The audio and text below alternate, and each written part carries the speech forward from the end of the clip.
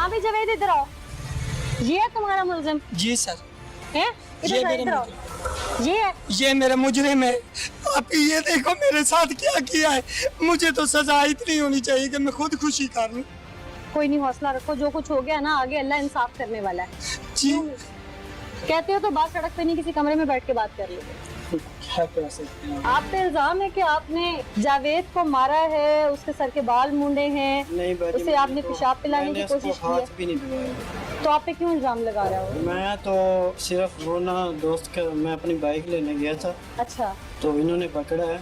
वो भाई भी खड़े हुए हैं, उनको भी सब पता है, लेकिन मैंने उसको हाथ नहीं लगाया और कुछ भी नहीं मैंने किया। नहीं तो वो फिर आप पे क्यों डाल रहा सारा कुछ? तो जब मैं साथ था तो उन्होंने डालना ही है। नहीं तो आप साथ वहाँ पे थे तो आपने एक जुल्म होते हुए देखा, आप पुलिस को कॉल कर लेते। पुलिस को इंसानियत के नाते भी एक चीज को मैं कैसे करूँ? 15 पे कॉल कर देते, फ्री कॉल होती कर है। देता हूँ, लेकिन मैं कैसे अकेला कर सकता? उधर तो सिर्फ मेरे साथ भी ऐसा हो सकता है। क्या? उसके बाल काटे हैं पहले अच्छा, और उसके बरबट्टे काटे हैं। ये आईब्रोज होते हैं, जी। ये किससे? उस तरह से? जी उस तरह से काटे। अच्छा, फिर? और कैंची से उसकी पिपलियाँ काटी हैं। क्यों? वो नहीं पता मुझे। अच्छा, फिर मुझे, अच्छा, फिर उसकी दाढ़ी, फिर मार पिटाई की उसके साथ और तो कुछ नहीं। मैंने सुना उसे यूरिन पिलाने की कोशिश करते। वो पानी था। तो पानी कह के पिला रहे थे लेकिन वो पानी नहीं था। मेरी बहन वो पानी था, मैं झूठ क्यों बोलूं? अच्छा, इसे गले में तुम लोगों ने तवा क्यों बांधा? जो लड़की का भाई है उसने बिला वजह मेरे साथ वो कर रहा है, लेकिन वो मेरा कजन है। जावेद कजन है क्या? खाला का बेटा। सगी खाला का? सगी खाला का बेटा। अंकल भी साथ थे।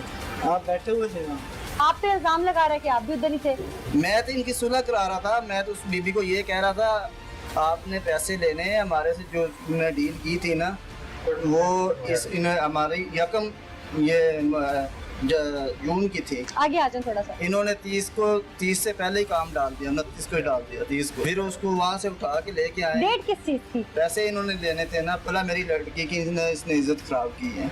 इसकी डील हुई थी पैसों की? हाँ जी। अच्छा, वो हमने कहा चलो हम 80,000 रुपये, आप एक लाख रुपया वो बीबी मांगती थी। हाँ। हमने ये कहा चलो आप 80,000 ले लें। मैंने इससे बात की, कहता यार ठीक है मैं दे दूंगा, लेकिन वो कहता मैंने किस्तों में देना, 2-3 किस्तों में देना। हाँ। ठीक है, वो यकम को हमने देना था। इन्होंने पहले वहाँ से पकड़ा है उसको, उठा के और ये कहा बकुआ कर दिया। तो उस लड़की का पीछे भी निकाह था? कहा हुआ है। मैं पूछ रही हूँ उसके पीछे भी शादी थी? शादी उस वहाँ से उन्होंने डिवोर्स लिए ना। डिवोर्स ले लिया। आप मेरे साथ अभी तक गलत बयानी कर रहे थे। मैंने गलत आपने एक तो एक इनोसेंट को मारा, पीटा, सब कुछ किया और अभी तक आप गलत बयानी कर रहे थे मेरे साथ। मैंने नहीं पीटा। ये कह रहा है कि मैंने हाथ भी नहीं लगाया वहाँ पे। मैं इस पे वीडियो दिखा देता हूँ। मैंने तो सिर्फ लानत दी है। लानत दी या बात को हवा दी? उस वक्त मौका वारदात के ऊपर जहाँ पे ये वकुआ हो रहा था वहाँ पर आप जालिमों के साथ में तो थे ना, गलती तो हुई ना। एक लड़की लड़का अपनी मर्जी से घर से जाते हैं, बालिग हैं, आकिल हैं, जाकर वो निकाह करते हैं, उसे कानूनी तौर पर रजिस्टर्ड करवाते हैं, शरई तौर पर वो उसको हलाल रिश्ता बनाते हैं और उसके बाद जो खानदान के लोग हैं वो उठते हैं और वो ये सब बर्पा कर देते हैं। ऐसे में क्या शरीयत या कानून आपको इजाजत देता था? नहीं देता। जब ये वहाँ से इसको उठा के लेके आ रहे थे ना, वो मैं आपको वकुआ दिखाता हूँ, जाए वकुआ। वहाँ से ये ऐसे उसको पकड़ के खींच के और मुक्को और सुनों से ला रहे थे, जैसे कोई दरिंदे को लेके आते, किसी जानवर को लेके आते। जावेद के साथ जो कुछ हुआ, जिसमें एक मुलजिम ये मेरे साथ हसनैन भी मौजूद है, वहाँ पर मौजूद था और जो कुछ हुआ और सब कुछ उसने आकर देखा, ये अपने मुंह से मानता है कि इससे गलती हुई। अब आगे चलते हैं, आपको प्रोग्राम में दिखाते हैं कि असल मामला था क्या, उसे कौन सा रुख देने की कोशिश की। उस दिन हुआ क्या था? उस दिन ये हुआ था कि हमारी उनके साथ डील हुई थी कि हम आपको पैसे देंगे यकम को।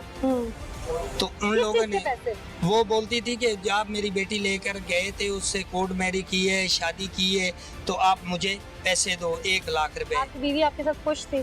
मेरी बीवी उस वक्त खुश थी। जब यहाँ पे आई है अपनी अम्मी के साथ तो उसी के साथ ही उनकी डील हो चुकी थी कि ये मेरी हालत करवाने में उसका भी साजिश आपकी थी। बीवी का भी हाथ है? हाथ है। पता कब चला कि आपकी बीवी शामिल है? मुझे पता उसी वक्त चला कि जब इन लोगों ने मुझे लेकर आए हैं। क्यों करी आपी मेरी, क्यों करी है इन लोगों ने? आपके ऊपर जो तशद्दुद हुआ उसमें क्या क्या तशद्दुद किया इन्होंने? पेशाब दे रहा था मुझे। मैं इंसान नहीं था, मैं मुसलमान नहीं था, मैं मुसलमान नहीं था, क्या करूं मैं? जब ये मूवी में बैठकर मुझे लानते दे रहे, क्यों दे रहे? सर के बाल उतार दिए, मेरे फिर बट्टे उड़ा दिए, मेरे आईब्रो उड़ा दिए, सब मेरी दाढ़ी रखी हुई थी इतनी इतने लोगों ने वो नहीं सोचा, ख्याल किया कि मैं एक मुसलमान, मेरे साथ क्या क्या जुल्म किया इन लोगों ने, तो मैं इनको कैसे माफ करूं? मैं खुद खुशी करने पे तुला हुआ हूँ, खुशी ना करें, मैं अभी खुश खुद ही नहीं खुदकुशी ना करें आप। इंसाफ क्यों नहीं है? अल्लाह की लाठी बेआवाज है, मुझे इंसाफ चाहिए, आप ही मुझे इंसाफ चाहिए, इंसाफ चाहिए, मिलेगा, इंसाफ मिलेगा आपको। देखिए किसी इंसान के साथ इतना बुरा हो तो उसका गुस्सा करना तो जायज है ना। आपके साथ होता तो आपको भी गुस्सा आता ना।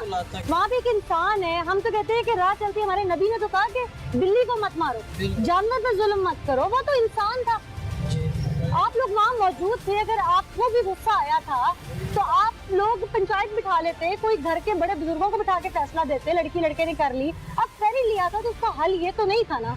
थोड़ा सा एहसास शर्मिंदगी रखें अपने अंदर। किस चीज की? क्या बदनाम हो रहे हैं? हमारा कज़न है, दुख हुआ है, किसने पसंद की शादी कर ली, निकाह कर लिया, फिर तो आप लोगों का किसी साइड पे जाना बनता है कि आपको मियां बीवी है। सही है, आप किसी से शादी करके ले आए, कल को उसके भाई उठे आपको इस तरह करना शुरू कर दें, आप पे क्या गुजरेगी? तो दुख होगा ना दुख।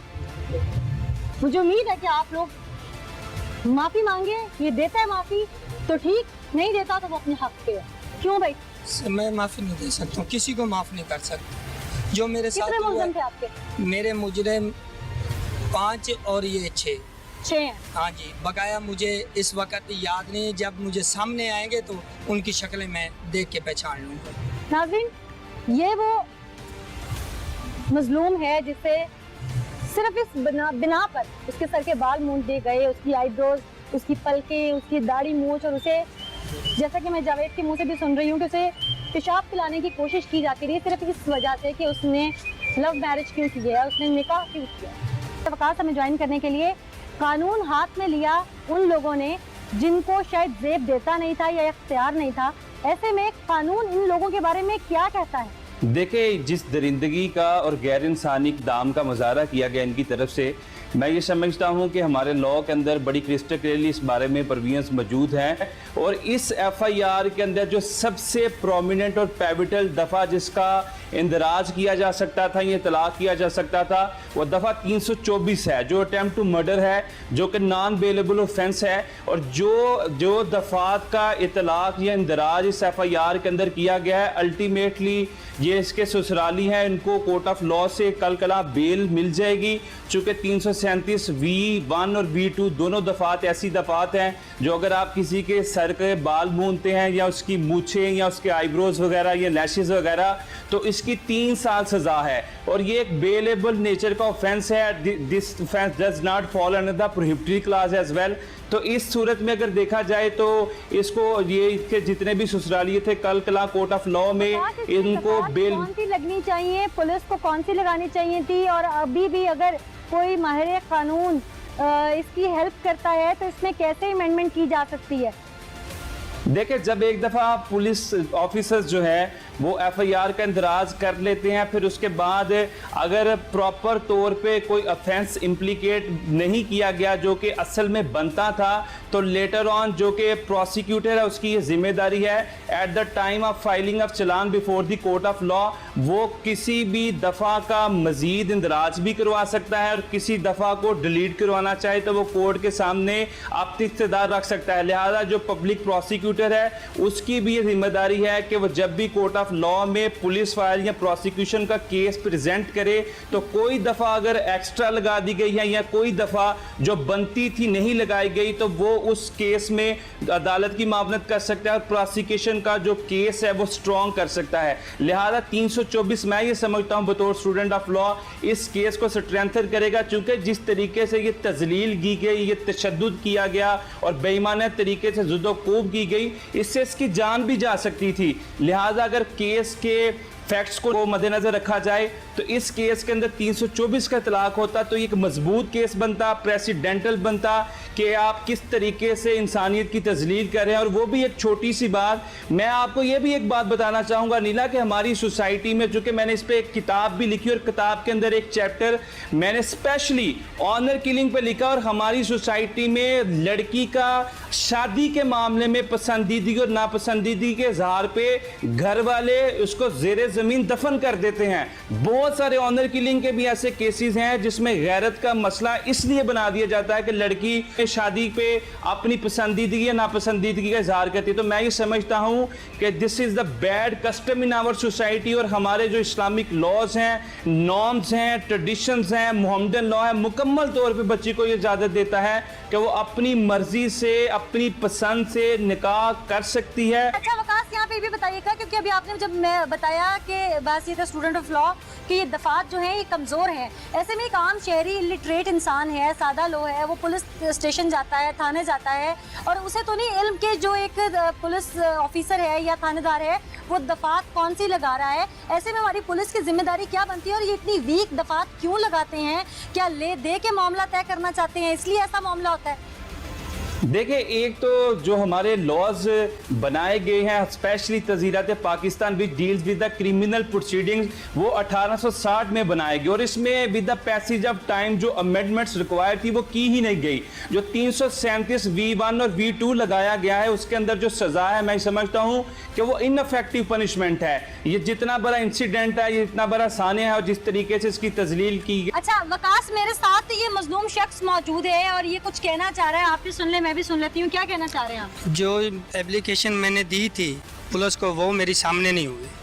और ये एप्लीकेशन पुलिस ने खुद लिखी? ये खुद लिखी है। वकास वो कह रहे हैं कि जो एप्लीकेशन मैंने दी थी वो पुलिस ने आज तक सामने की नहीं, और ये खुद से लिख के दफात लगा दी गई हैं। ऐसे में ये क्या, आप इसकी क्या हेल्प कर सकते हैं? देखिए, इस केस के अंदर मैं ये ज़रूर बात आपकी गोशगुजार करना चाहूँगा कि ये पुलिस के पार्ट पे बहुत बड़ी नाइंसाफ़ी है, चूँकि जब भी पुलिस ऑफिसर को कोई भी मुस्तगीज़, कोई मजरूब या कोई भी मुद्दई कोई एप्लीकेशन देता है, this is the liability of police officer कि वो उस FIR का इंदराज करने से पहले उस एप्लीकेशन को उस जो भी इंफॉर्मेंट है या जो भी मुद्दई है उसे पढ़ के सुनाए, और जब वो उस पर मुकम्मल तौर पर सेटिस्फेक्शन का इजहार करे कि आपने हाँ सेटिस्फेक्शन का जिक्र किया, तो मैं आज से भी बात कर रही थी, आप मुतमईन नहीं है इस एप्लीकेशन से जो दी? नहीं जी, मैं मुतमिन नहीं हूँ। जो मेरी थी मैं तो उस पे मुतमिन था ना। बिल्कुल जी, और अगर वो मुतमईन ना हो तो फिर इसके बाद इनके पास ये इख्तियार है कि सेक्शन 200 जो CRPC का सेक्शन है उसके तहत ये मजिस्ट्रेट के सामने जाके प्राइवेट कंप्लेंट का इंदराज करवा सकते हैं, जिसे हरफ आम में इस्तगासा भी कहा जाता है।